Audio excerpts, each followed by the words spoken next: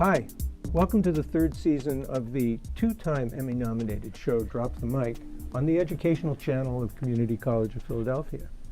I'm Alan Kobernick, executive producer and co-creator of Drop the Mic, and I'm here with the fabulous host and co-creator of the show, English professor Michelle Myers. In addition to teaching English here at the college and hosting Drop the Mic, Michelle is an award-winning, internationally known spoken word poet with a wide range of performance experience. We are also joined by one of our esteemed judges, English professor Elizabeth Catanese, and Lindo Yes, the featured poet from episode 1 and 2.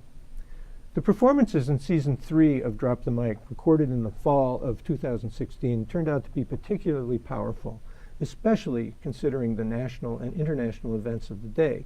So we thought it might be useful to provide some perspective to viewers. I'm going to let the experts do most of the talking. So Michelle, do you want to start? We're going to be focusing on episode 2 here, and what do you think? Yeah, you know, in comparing episode 2 to episode 1, I think what's interesting to note is that the poems that were shared in episode 2, or that are shared in episode 2, are much more personal. They're, you know, more personal topics focusing on relationships. And I thought that where we could start talking is with the very first poem, which is J. Thorne's poem. And in their poem, I think what's going to stand out to viewers quite a lot is, I mean, it is a poem about a relationship, but it obviously, once they see it, they'll understand that it did not end well. And so in expressing their emotion about how that relationship went, they use a lot of profanity. So there is quite a lot of the use of the F word. In that poem. And so I'm just wondering if we can talk about that a little bit. You know, this is something each season Alan and I have talked about with each other as far as profanity, and it's also because we value our students' opportunity to express themselves. You know, we've made it clear to our students that we're not going to censor them, so we do allow profanity. But, you know, in previous seasons we have had some concern about how our audience, right, our viewing audience will receive some of that, and whether they're just going to completely tune out as a result of hearing the profanity. So, you know, in this particular poem, there is a lot of use of the F word, but we've also had conversations in the past about the use of the N word too. And so I'm wondering what your thoughts are on that, if there's something that the audience should bear in mind as they're watching the poets perform these pieces. I think it's a representation of raw emotion and then also specific experience. So in those moments where profanity is being used, that is an expression of deep inner pain, and there is also the more crafted language that goes around that pain. So again, I think it's just all a piece of the poem and the poet's experience. Yeah, you took the words right out of my mouth. That's exactly what I want to say. I think it speaks more so on, like you said, like the experience, and then also, like they're also saying other things. So I think we shouldn't just, and it's not like they're saying these words in the sense of just like being provocative, but it's for the sake of being provocative. They're talking about it in the context of their experience and how this dialogue went amongst, you know, this, you know, the other person they talking about. So I think it's all good. Like I think, But there are some people who get very offended by it. You know what I mean? They hear the profanity and they immediately say this is a horrible poem because of the profanity. You know, and as a poet who does perform poems that sometimes contains profanity, I've gotten that kind of feedback from people. And so I think the point that you make, Lindo, is a very important one, and you know, and you as well. It's like, I think that we have to bear in mind that in speaking from their own personal experiences, we can't invalidate where the emotional place that they're speaking from, because it's authentic to how they're feeling about, you know, whatever it is that they're talking about.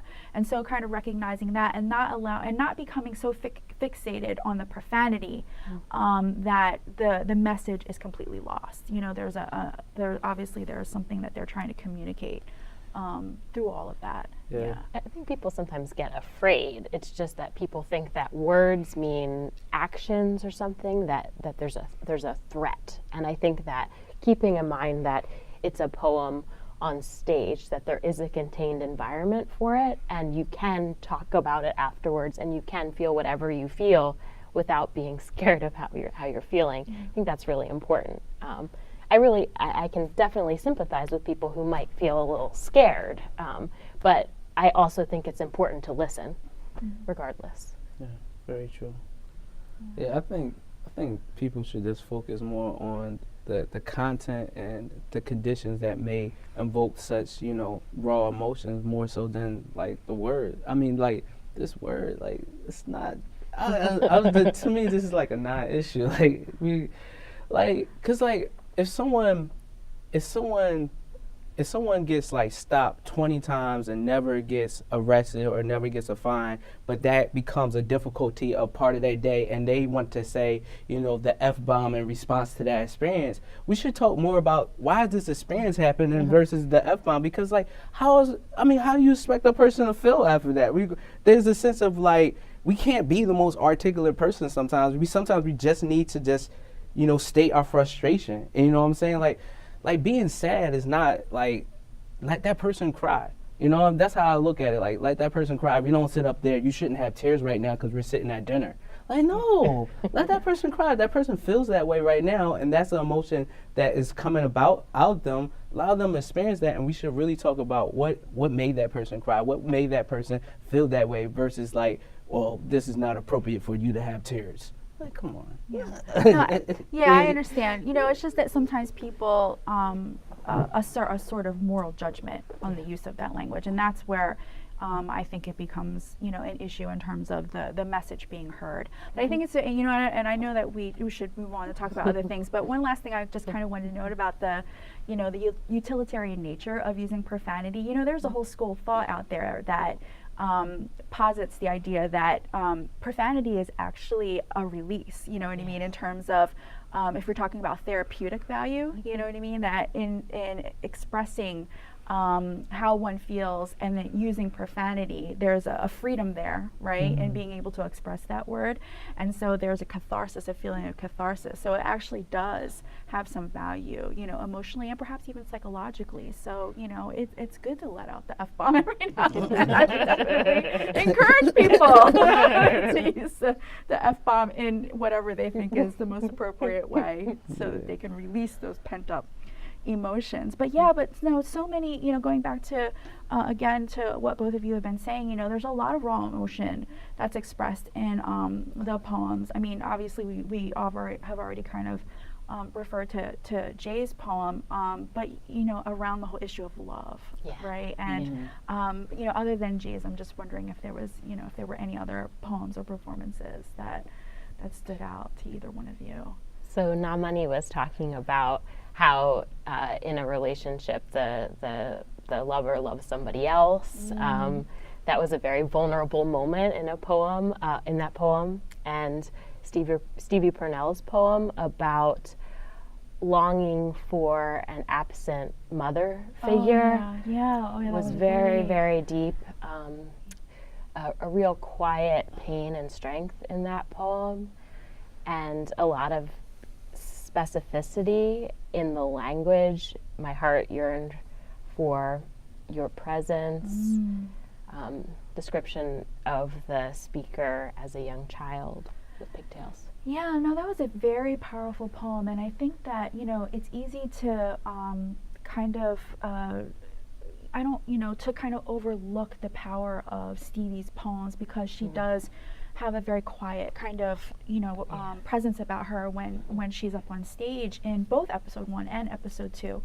But she really presents this poem from the perspective of being that child, and the pain that she feels of, she gives all credit to her grandparents, you know what I mean, who raises her.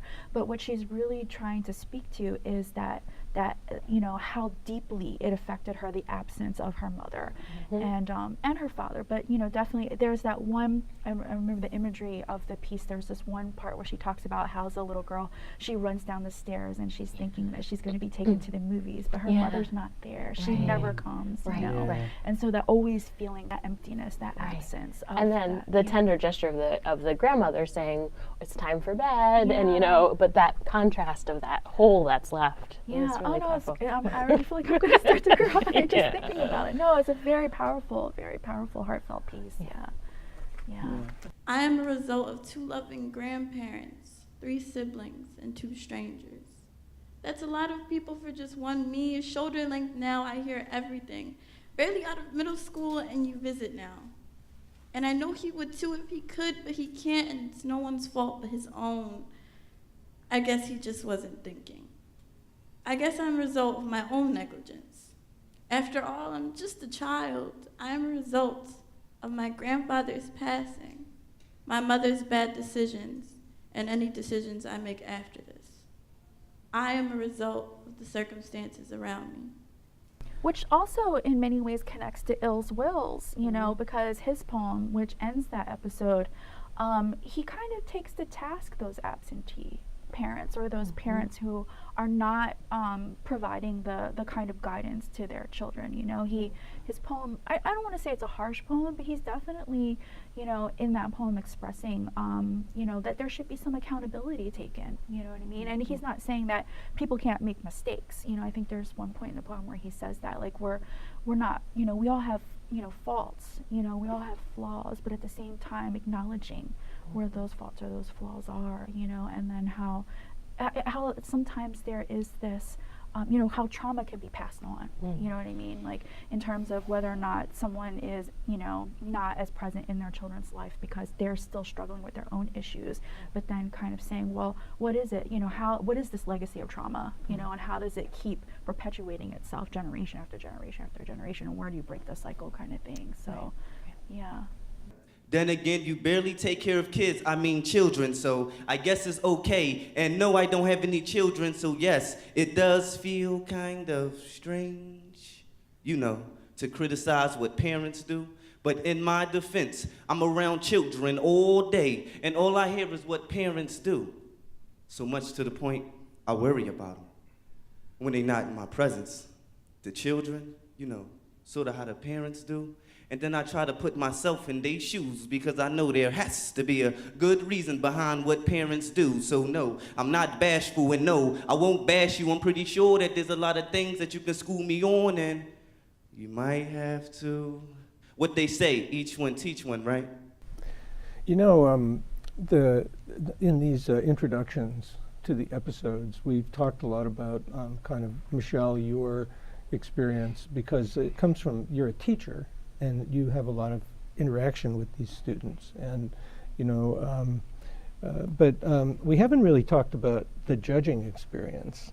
And I wonder if you could tell us a little bit about what it's like to judge. How do you relate to that experience? Because the viewers can see you talking to these students, but they don't really have an opportunity to get a sense for, you know, what were you thinking while they were talking or anything like that? You want to talk a little bit about that? Judging is completely exhausting. And the reason for this is because you're having an emotional experience when you're looking at the poet, and it's very deep. You know, poets are making eye contact, things are hitting on your own stuff. You know, poets are talking about things that are very dear to me, and I'm sure to the other judges as well. And then also trying to craft something to say back that's about their craft choices or their imagery. And it's fantastic, and I've really loved being a judge so much because of all of those dimensions happening for me. It's an extremely powerful experience, and I feel so grateful to have had it. Do you have like was there one instance where something really stood out that you'd want to share with us? Sure. Well, any topic. So from this particular episode, I mean, there are a couple. Whenever there's a commentary about eating disorders or there's commentary about sexuality, those things really hit home for me. And I believe that in Rouget's poem, she looked right in my eye as she was talking, and I was like, you know, almost moved to tears in that moment. Did you find what you were looking for at the bottom of that bottle? Are you still drunk in love? Does it taste as bitter as it sounds? I knew your worth, and to her you were worthless. I remember nights where you couldn't sleep alone, and I traveled any distance to make sure your bed felt as warm as your heart. So yeah, I mean, I have a very a profoundly human reaction to these poems. That's fantastic, and I hope that people, when they're watching, will allow themselves to have those feelings too.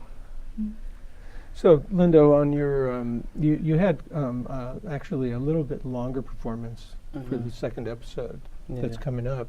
Did you have a favorite poem that you delivered, or maybe Michelle could give you a reminder of your which ones you did at which? Because just for the audience sake, we taped both episodes the same day, so you actually gave us 3 performances, I think. Yeah, I believe I performed Cupid G that day. You right? did. You performed Cupid as a G. You Dirt performed Rose.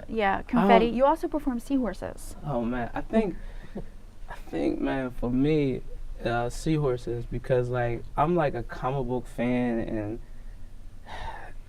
being able to dive in the world of poetry and do like a more sci-fi based poem where I talk about this idea of like having male pregnancies and how that shaped gender roles and how that describes masculinity. And for me, that was a way to have a critique of like redefining masculinity and our roles, and then also looking at fatherhood in a different way, because I often think that some of the like emotional hardships of like masculinity is that we a lot of guys don't accept being a father until they hold an actual child in their hands, while I think there's not enough baby dolls given out to boys, in the sense of like, all right, what is this role and responsibility of like nourishing someone else? And I think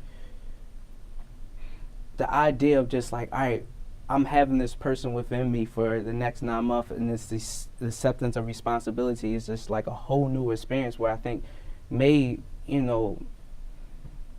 change the way that we are as fathers, and taking in like what does that role means. And for me, performing that poem is always vulnerable, because it's like it's not in a realm of just like this possibility in the sense of our reality, but it is in a realm in the sense of just like a critique of the roles that we play as fathers, and what does that mean, and those emotional responsibilities.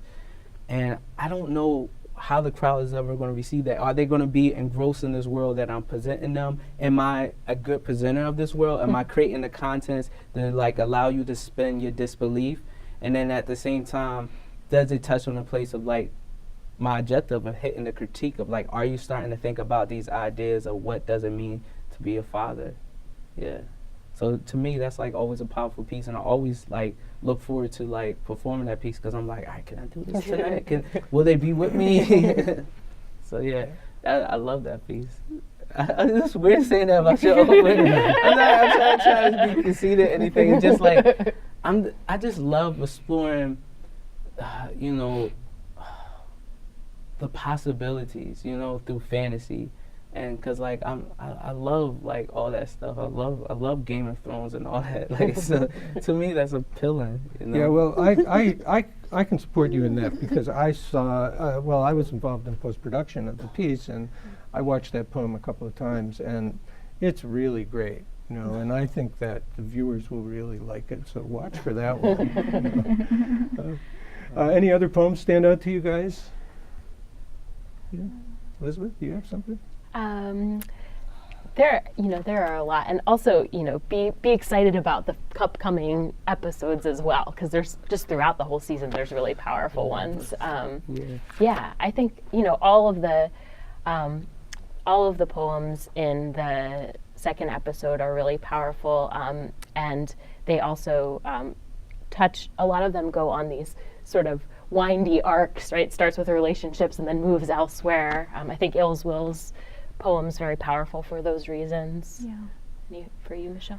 Yeah, I mean, I agree. I mean, I think, a lot of times they start, in terms of where they're grounded is talking about these very personal kinds of relationships, but then they kind of go out wide, and then they make some other kind of larger commentary, and then, sometimes it comes back into the intimate again, and sometimes it kind of just stays out there, or sometimes they go into something totally, I agree, like sometimes they start here and then they kind of ended up someplace else, which is okay, because I think that, and also I think we have to point to that a couple of these, the poems on this episode were freestyle. Yes. I think there's at least 2 of them that were done on this episode that were freestyle. And so if they're just kind of surrendering themselves to the emotion and stream of consciousness. You can through free association, they're just kind of going wherever it is they're going. And actually, Ills Wills, I think, is pretty notable for sometimes breaking into freestyle. He starts off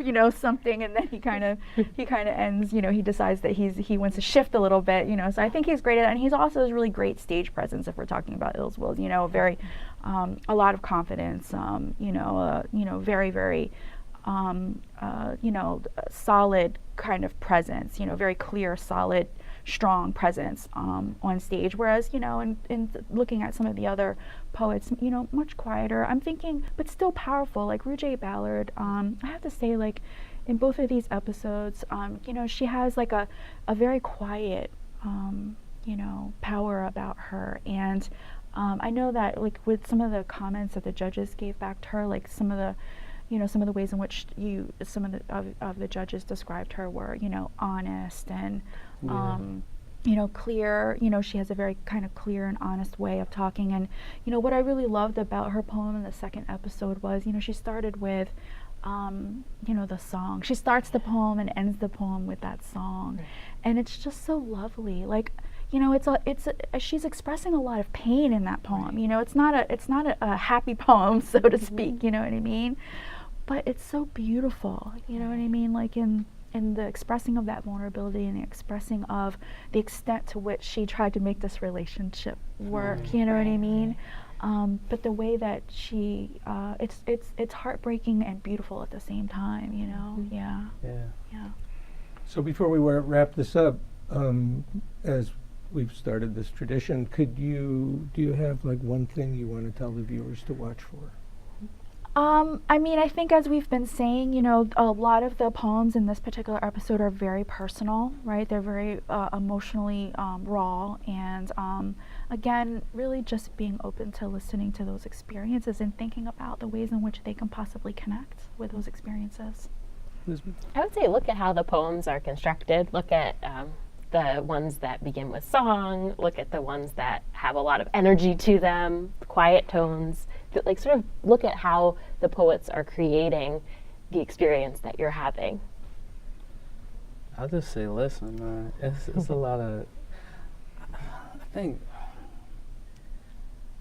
it's just like, I just think it's like so great that people are willing to just put their emotions out there and be heard, and I just want people just to listen to that, because that is a very daring act, and you have to be a daredevil to step on stage, and I think that's not acknowledged so much of just like how daring that act is, and we can never take that for granted.